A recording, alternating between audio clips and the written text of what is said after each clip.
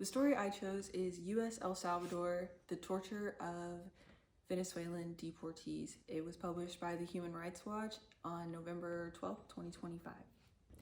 So the U.S. deports 252 Venezuelan men, many of which whom were asylum seekers, and according to a Human Rights Watch investigation, only 3% were convicted of a violent or potentially violent crime in the United States. They're deported to this prison, CCOT, or the Center of Confinement for Terrorists in El Salvador.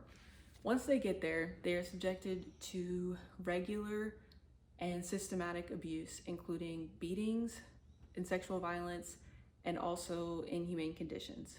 Some of these conditions were not enough food, not enough water, and limited access to medical care and contact with the outside world. This new story directly relates to this class because it shows the violation of several human rights according to international law. Some of those rights being arbitrary confinement, which is being held or the detainment of a person with no due process and for no reason. Another one being enforced disappearing, which is the refusal disclosure of a person's whereabouts or fate.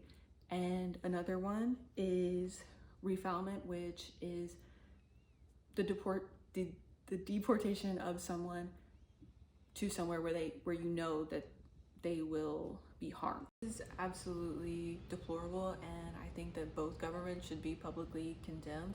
And I also think that the detainees should be reunited with their families in the United States. The Human Rights Watch also has some recommendations for the US government. The first one being stop deporting people back to countries to which they have no genuine ties. Cut all funding to CCOT and the El Salvadorian police, ensuring that there will be accountability, and give people a genuine chance to re-enter the country and a path to legal citizenship, as well as protections for those people.